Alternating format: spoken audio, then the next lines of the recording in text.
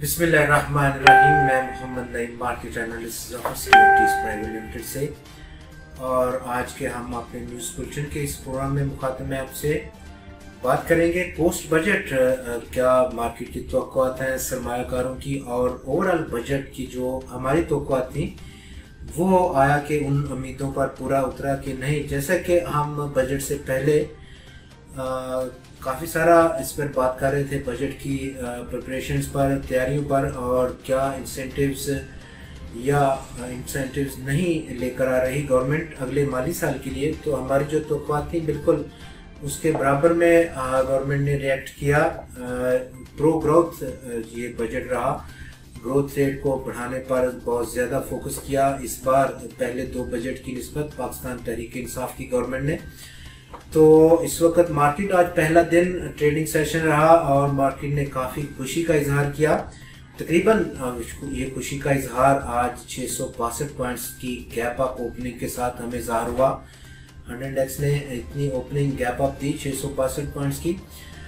Budget में जो इक़दामात जो प्रपोजल्स रखे गए हैं और उनकी बिना पर सबसे टॉप पर जो कंट्रीब्यूशन रही सबसे ज़्यादा वो कैपिटल गेन टैक्स की है, जो कि 12.5% तक किया गया, 15% से फाइलर्स के लिए।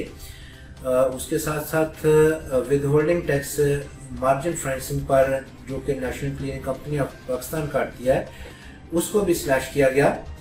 इसके साथ साथ बहुत सारे सेक्टर्स, सब sectors, duties, taxes, custom duties को कम किया गया, स्लैश किया गया रॉ मटेरियल्स की इंपोर्ट्स पर, जिसकी वजह से जो प्रोडक्शन कॉस्ट है उसको कम किया जाए हमारे इंडस्ट्रीज़ के लिए, जो कि एक पॉजिटिव ओवरऑल इसका इफ़ेक्ट रहा। अक्रॉस द बोर्ड हमने इसका इब्तदाई तौर पर मुस्बत रुझान देखा, इफ़ेक्ट देखा। तो गवर्नमेंट का जो फोकस इस वक्त नज़र आ रहा है वो ग्रोथ रेट को बढ़ाने का है।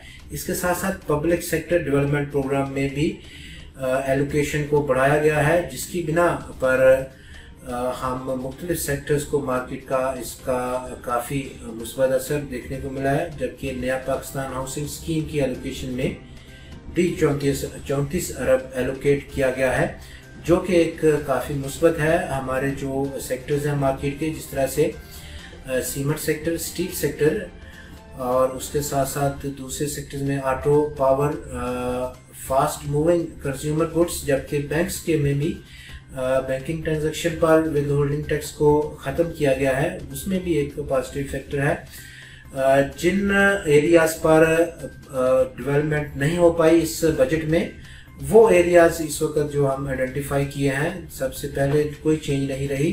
कॉर्पोरेट टैक्स जो था उस पर रेट पे कोई चेंज नहीं रही, और इसके साथ साथ डिविडेंड इनकम पर भी कोई चेंज नज़र नहीं आई इस बजट में। जबकि सेल्स टैक्स जो कि इससे पहले 17% की सतह पर था, उस पर भी कोई तब्दीली देखने को नहीं मिली, और टैक्स रेट इनकॉर्पोरेट डिविडेंड्स पर भी गवर्नमेंट ने अभी तक कोई चेंज नहीं दिखाई इस बजट में। आपका बहुत शुक्रिया।